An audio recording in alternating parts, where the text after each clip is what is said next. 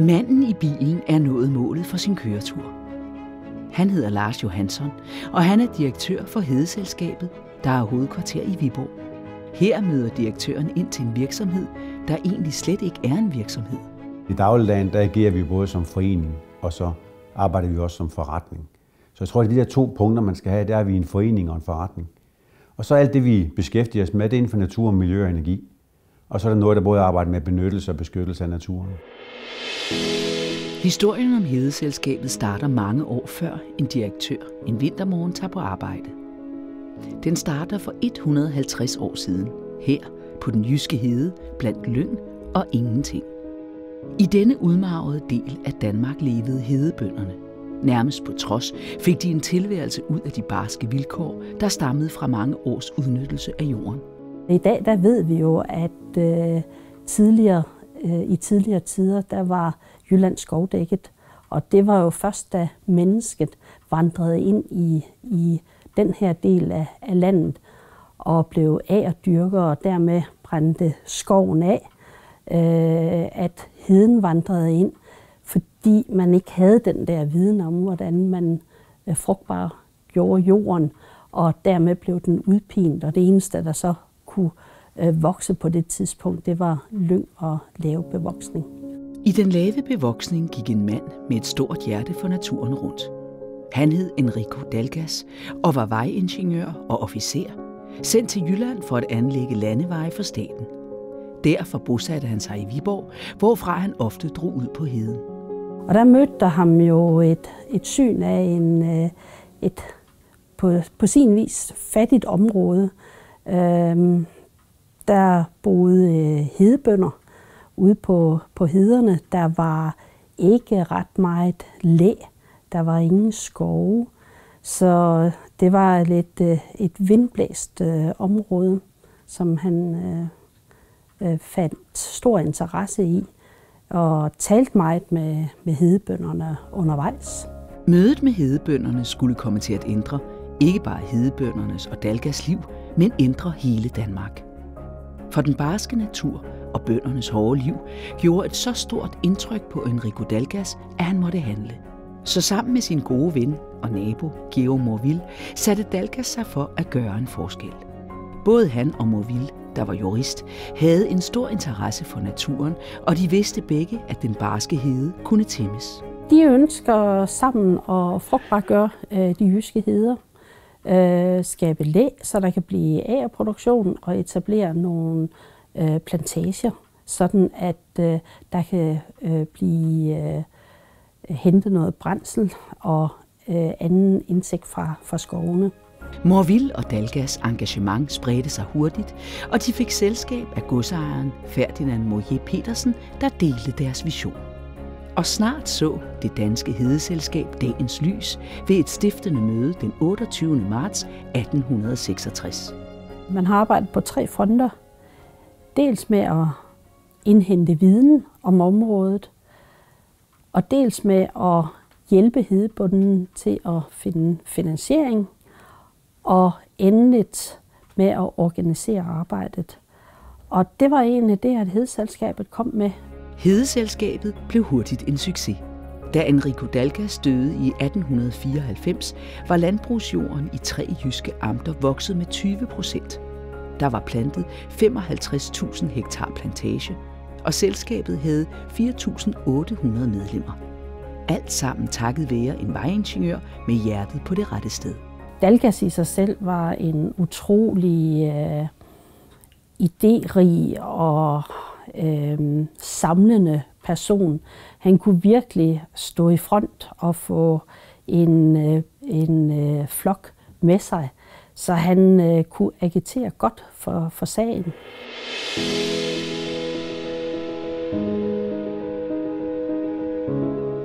150 år efter Enrico Dalgas skabte hedeselskabet, ser både Danmark og selskabet meget anderledes ud. Efterhånden som det danske samfund ændrede sig fra et landbrugssamfund til et industrisamfund, ændrede hedeselskabet sig også. I dag drives det som en forening med status som en erhvervsdrivende fond. Den fond driver både kommerciel virksomhed, støtter udvikling af ny viden og arbejder med formidling inden for natur- og miljøområdet. I jubilæumsåret 2016 beskæftiger Hedeselskabet samlet set godt 2.000 medarbejdere, der omsætter for mere end 2 milliarder kroner. Vi fokuserer rigtig meget på noget, som at det ikke bare er et spørgsmål om at overleve kvartal for kvartal eller år for år. Vi arbejder med noget, som skal sikre, at vi gør en forskel både i dag og i morgen, også for fremtiden.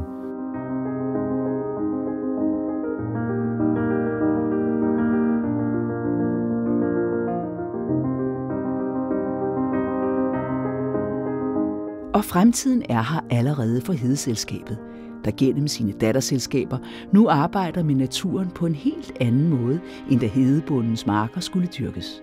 Som for eksempel, når der bliver bygget motorveje gennem Danmark. For når de lange asfaltbånd bugter sig gennem skov og mark, efterlader de sår i naturen. Men det er sår, der kan heles. Og her kommer Hede Danmark ind i billedet. Vi er jo gode til at plante, det har vi jo mange års erfaring med. Hede Danmark, der er ejet af Hedeselskabet, er en international service- og handelsvirksomhed for det grønne område. Virksomheden står på skulderen af den 150 år gamle ånd fra Enrico Dalgas, når det handler om at beskytte naturen. Det er jo lidt i vores rødder, det her. Det er med at plante, altså at blive ved med at forskønne hele Danmark, kan man jo sige, groft sagt. Hede Danmark er også involveret i et af de store nye danske motorvejsprojekter, vejen mellem Aarhus og Silkeborg. Her har virksomheden ansvaret for at forskønne og vedligeholde naturen langs den nye motorvej. Det betyder, at der skal plantes 6.000 træer og mere end 65.000 skovplanter. Vi er jo inde og sætte sidste finger på værket herude på det her kæmpe projekt, og det er med at så græs, plante en masse træer og buske og lave anlæggene pæne. Det er fortrinsvis store træer, vi planter på hele strækningen herude, og små buske og planter ved vandløb og på skråning og sår græs, hvor der mangler samkørselspladser. Især har en stor resteplads opmærksomheden fra Mogens Tavdal Andersen og hans folk. Nu ligner det næsten bare en tom parkeringsplads, men det er blot indtil naturen får tid til at gøre sit arbejde. I dag der ligner sådan et klinisk, teknisk, rent anlæg. Når det hele det bliver forskønt af de her træer og buske, så bliver det jo helt anderledes landskabsagtigt at se på, når man kommer kørende. Så selvom man altid vil kunne se motorvejen, så vil den i fremtiden bugte sig smukkere gennem landskabet, og naturen vil igen komme til sin ret, til glæde for de kørende mellem Aarhus og Silkeborg, der måske får landets bedste udsigt fra deres bil.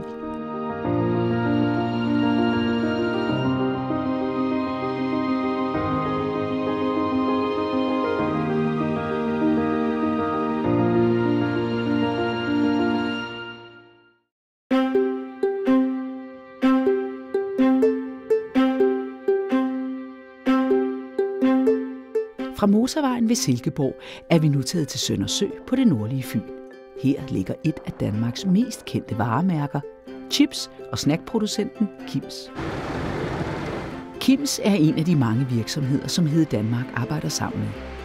Ikke med at plante, som ved de danske motorveje, men med et forretningsområde, som Hede Danmark i de senere år har fået større og større fokus på, nemlig genanvendelse af affald til miljø- og klimavenlige formål. For i takt med, at vores behov for fødevarer og energi stiger, så øges mængderne af affald også. Det er udfordringer, der kræver nytænkning og nye løsninger. Det vi gør her omkring ressourcegenanvendelse, det er jo rigtig godt i tråd med god klima, godt miljø og værne om naturen og de ressourcer, der er i omløb. Så hos Kims hjælper Hede Danmark med at håndtere alt affald, der er tilbage, når de franske kartofler er færdige. Vi leverer kvalitetsprodukter, så vi sikrer også, at det, der kommer ud til forbrugerne, er en høj kvalitet. Og derfor sorterer vi også rigtig hårdt på de varer, der går igennem anlægget. Så det er en blanding af skralder og friterede chips. Hos Kims er det nemlig kun de heldige kartofler, der bliver til færdige chips. Derfor producerer Kims godt 1.500 tons affald om året, som bliver genanvendt til glæde for de lokale landmænd, der modtager affaldet som et supplement til deres foder. Det er vigtigt for os, fordi vi vil gerne sikre, at produkterne kan blive genbrugt på bedst mulig måde. Og som det er nu, så er der biogas, og der er dyrefoder. Og dyrefoder ser vi som den oplagte mulighed. Vi er i princippet formidler mellem de producerende virksomheder, fødevarevirksomhederne og farmavirksomhederne, som har et restprodukt, de gerne vil af med, og som har et genanvendelsespotentiale, og landbruget, som kan modtage restprodukterne som god gødning på deres marker, eller til booster i biogasanlæg, eller som foder, hvis kvaliteten er til det. Fra Kims bliver affaldet kørt direkte ud til landmanden. I det her tilfælde er det en af de store lokale svinebønder, der står klar til at modtage lasten. Fordelen det er jo, at jeg kan få gris med det, og så kan jeg spare noget korn. Men hvor appetitligt det end ser ud, så er det ikke de rene chips, der kommer på grisenes menu. I stedet indgår de i en avanceret foderblanding, der både er godt for grisen og for svinebondens økonomi. Altså grisene kunne lige så godt spise korn. Altså, det er ikke bedre end korn, men det går ind og erstatter korn. Og så kan vi sige, jamen for vores vedkommende, så har vi så noget mere korn, end vi kan sælge. For Hedeselskabet er arbejdet med affaldet og landmændene en naturlig udløber af et historisk langt samarbejde med det danske landbrug. Et samarbejde, der startede på den jyske hede for 150 år siden, og som nu er forfinet til også at handle om gødning og dyrefoder. Hedeselskabets historie betinger, at vi har været rigtig tæt på landbruget i mange, mange år. Og den kompetence og den erfaring udnytter vi jo. At vores viden omkring, hvad landmændene vil have, og vores viden omkring, hvad restprodukter der er hos virksomhederne. Så den viden har vi, og de 20 kompetente medarbejdere, der arbejder med det her, har specialviden om, hvordan vi kan binde de ender sammen. Tilbage hos Hedeselskabet ser direktør Lars Johansson arbejdet med genanvendelse som et af de områder, hvor foreningens oprindelige værdier om at benytte og beskytte naturen kommer til sin ret i en moderne verden. Der er masser af ting, som har ændret sig, og derfor også masser af opgaver, som forhåbentlig at vi kan med til at løse, som så gør også, at kloden er en, kan vi ikke gøre det alene, men at der er et fokus også på vores breddegrader, på det, som gavner alt det, som der er i klima og i naturdelen. Men der er, som du tager med den omstilling til grøn energi i det hele taget, lidt mere væk fra kul, hvis man kan tage den del og så over på den grønne energi, jamen den del af det middel, der bliver brugt til det, jamen det kunne være biogasanlæg. Og vi har jo et selskab, som vi ejer 50% af, som bygger biogasanlæg. Men kraftværkerne herhjemme lægger jo også mere og mere om til at bruge flis. Og hele flisdelen af det er vi har masser af træ, som vi kan bidrage med den vej ind over. Klimasikringen for at sikre eller undgå måske så mange oversvømmelser i fremtiden, har vi jo kompetencer igennem mange år. Og der håber jeg også, at vi så kan sikre i landbruget, at i stedet for, at der kommer oversvømmelser mange steder, jamen, så er der minivådområder, som vi er med til at bygge, som jo også er med til at sikre, at så meget rent vand som muligt når både grundvandet og på anden måde bliver miljømæssigt korrekt.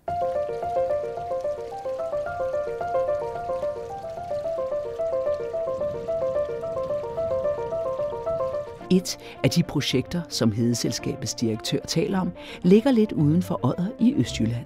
Her har vi etableret et minivådområde til fjernelse af næringsstoffer fra drænvand.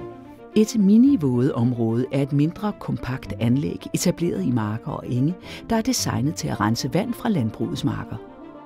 Med en donation på 6,7 millioner kroner har Hedeselskabet og datterselskaberne Orbicon og Hede Danmark udviklet, bygget og testet i alt 4 minivådområder i samarbejde med landbrugets organisationer og Aarhus Universitet. Det har været naturligt for os at gå ind og udvikle på de her processer. Og vi har så stået for det hele vejen igennem omkring forhandlinger med landmændene om at få lov til at bruge arealet. Og det skal de selvfølgelig have tak for dem, der har været med i de her forsøgsanlæg. Og så hele projektering og design det her for at finde ud af, hvordan designer vi det bedst, sådan at vi fjerner flest næringsstoffer. Et minivådområde virker som en slags naturligt renseanlæg, der renser vandet fra markerne på naturens egen måde. Først bundfælder nogle af de skadelige stoffer sig i et bassin. Dernæst forvandler en såkaldt matrice af træflis kvælstoffet i vandet til uskadeligt kvælstof i luften, før det nu renere vand ledes ud i en bæk. Det, der normalt sker i et vådområde med fjernelse af næringsstoffer, det er det, vi kører ned på en lille skala her. Og så gør man at man kan placere det meget målrettet i forhold til, hvor er det så næringsstofferne kommer fra landbruget. Og de har vist sig effektive minivådområderne. I løbet af forsøgsperioden er det lykkedes at reducere udledningen af betydelige mængder kvælstof og fosfor i naturen. Samtidig har der også været den sidegevinst, at et minivådområde er med til at skabe en mere varieret og spændende natur, hvor der ellers ofte blot er marker, så langt øjet rækker. Man får et renere vandmiljø, fordi vi netop får mulighed for at fange nogle af de her næringsstoffer, som ikke er godt for vores vandmiljø.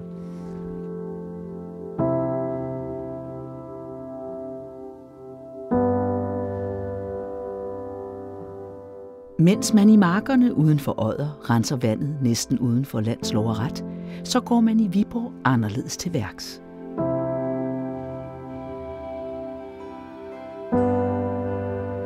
Nu er vi på Sønæs i Viborg. Sønæs, det er sådan vores nye regnpark. Regnparken Sønæs er et stort grønt område, der både renser vand og sikrer byen ved store regnskyl. For efterhånden som tiden og stigende regnmængder har belastet det lokale kloaksystem i Viborg, måtte der nye tanker til. Viborg er måske ikke det værste tilfælde i forhold til så mange andre byer. Men vi mærker det der alligevel. Og det sker jo også ved, at de steder, hvor kloaksystemet ikke er separeret, jamen så stuer vandet op, og der sker oversvømmelser med hvad skal man sige, opspædet spildevand, og det er jo heller ikke særlig rart. Problemet er, at regnvand fra veje og andre overflader indeholder urenheder i form af partikler og næringsstoffer. Før i tiden blev regnvandet fra den sydlige del af Viborg udledt direkte i den nærliggende Søndersø. Og når det regnede kraftigt, blev byens kloaksystem så belastet, at både regnvand og spildevand løb direkte ud i søen. Så noget måtte gøres. Og i foråret 2015 stod Sønæs færdig. Og som i markerne uden for Odder, fungerer rensningen på naturens egen stille måde. Vi har bygget en stor kunstig sø, som fungerer som en ganske simpel vandrensning. Det leverer en vandrensning i form af sandfang og bundfældning, hvor at partiklerne i regnvandet bundfældes, og vi kan kontrollere, samle dem op og undersøge dem og sørge for, at de ender hos en kontrolleret og godkendt modtager. Fra Sønæs kan man kigge over på Hedeselskabets hovedkvarter i Viborg. Og via datterselskabet Orbicon har selskabet haft en stor finger med i udformningen af Sønæs. Orbicon er eksperter inden for klimatilpasning og var derfor en naturlig rådgiver, da Sønæs skulle realiseres. Orbicon har fungeret som vores rådgiver og har hjulpet os med beregninger og tegninger. Til at starte med har det jo været i idéfasen, hvor vi skulle finde på, hvordan kunne vi disponere det her areal, og skulle have lavet nogle forslag til det, og vi skulle finde ud af, hvor mange kubikmeter volumen har vi rent teknisk brug for. Kun en dag efter sin åbning fik Sønæs sin ilddåb, da et stort skybrud lagde vejen forbi. Anlægget stod sin prøve, og siden er succesen vokset. Sønæs har vundet flere priser inden for grøn innovation og klimasikring, og de lokale fortsætter med at strømme til for at nyde vandet i de smukke omgivelser, der beviser, at vandrensning og klimasikring gerne må vises frem. Det er jo yderst sjældent, at man kan få fingrene i sådan nogle arealer så bynært, som vi har her. Og det er for os også en udfordring og noget nyt, hvor vi er spændt på, hvordan det vil blive modtaget. Altså, som det ser ud indtil nu, så går det rigtig godt. Vi soler os lidt i vores succes, og vi synes, det er fantastisk. Vi tror simpelthen, at vi tror, vi har været modige. Altså, vi tror faktisk, at vi har skabt noget, som er nyt. Så vi synes egentlig, at vi har ramt bredt. Vi havde håbet på, at det ville blive en succes, og det har det simpelthen bare været fra dag 1.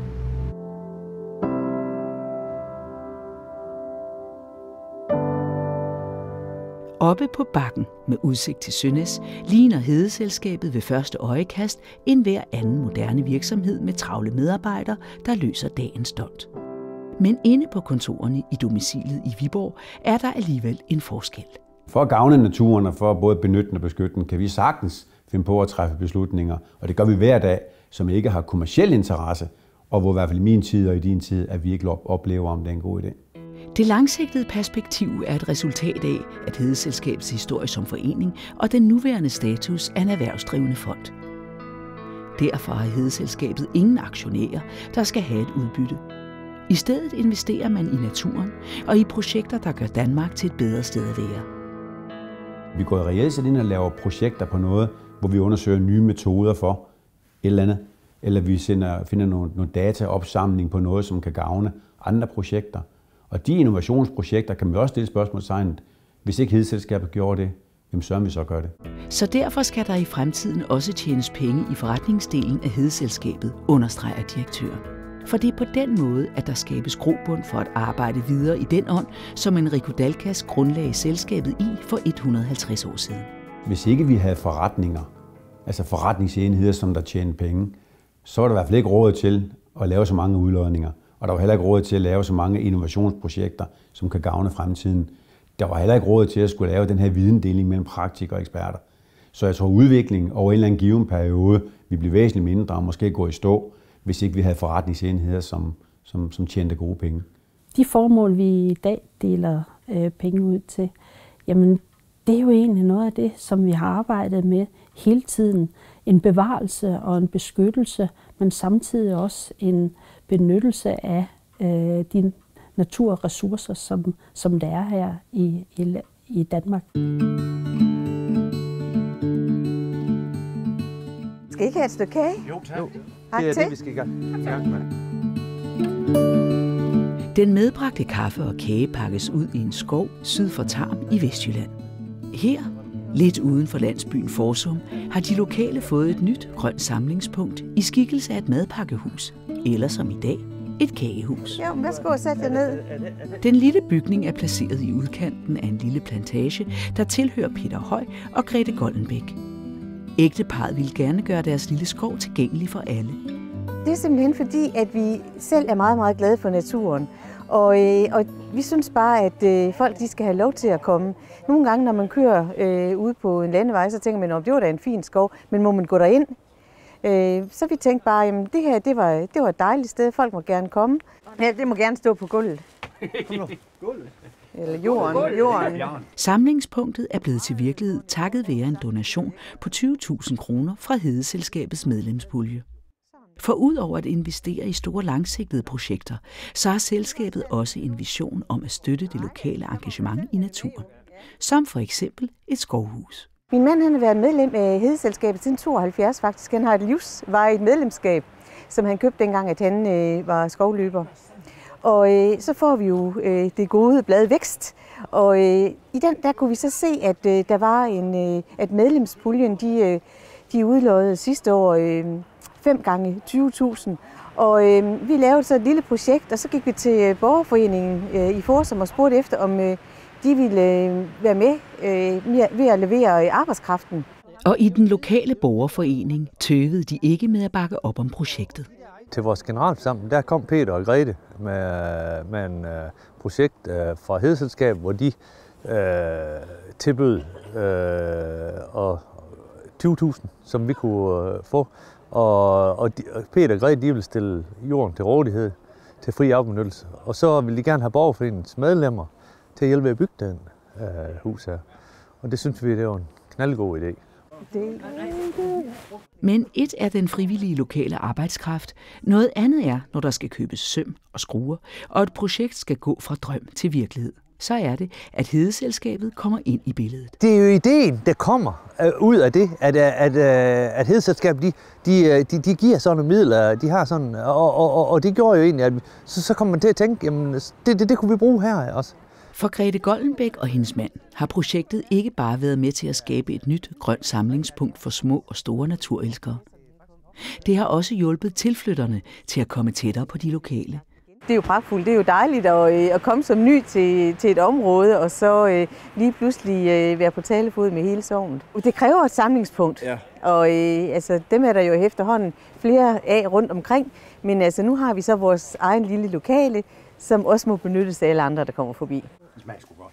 Det var godt. Også den lokale borgerforening har fået mere end et madpakkehus ud af den grønne idé. For den lille forening er den grønne plet i skoven nu næsten blevet et officielt samlingssted. Vi er en meget, meget lille flæk her i Danmark, og så det her det er jo virkelig en god... Vi har ingen forsamlingshus eller andre steder, hvor vi kan samles, så det her det er jo helt ideelt for os at få sådan et sted, hvor vi kunne sidde og hygge os og samles om nogle ting.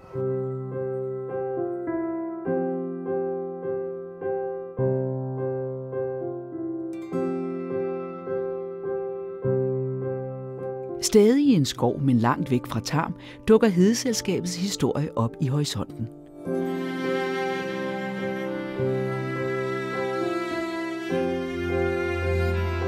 I dag er det svært at forestille sig, men for 150 år siden, da Enrico Dalgas lige havde stiftet Hedeselskabet, var der ikke et eneste træ her, men kun et goldt hedelandskab. Så kaldte stifteren af Hedeselskabet til samling. Nu skulle der plantes træer og skabe skove på den danske hede. Det her sted, det var meget vigtigt for Dalgas. Her kunne han ligesom få en fornemmelse af heden. Han kunne se ud over det hele. Han kunne kun se kirketårne og hede. Så det var det, der kunne inspirere ham, og han kunne tage folk herop, så de kunne se, her er en opgave, der er ved at beskæftige sig med. Vi skulle have heden dyrket op, efter vi havde tabt 1864. Der var en national løft af alt muligt, og vi skulle også have nogle mennesker, der skulle ud og bo her. Og det Hedeselskabet havde jo så flere strenge at spille på. Engvanding var jo det vigtigste, men det langsigtede, det var jo at plante skov, således at vi kunne få en selvforsyning af pæle og brænde, men også plante læhegn, således at man kunne dyrke sine marker op. Så derfor var det at plante vigtigt, men plantning var jo langsigtet. For Dalgas startede med plantning som hoved, og så var det ikke lykkes, fordi det er jo 10, 20, 30 års succes. Han startede med det andet, men så supplerede han fra starten af med plantagerne, således at man kunne blive selvforsynende.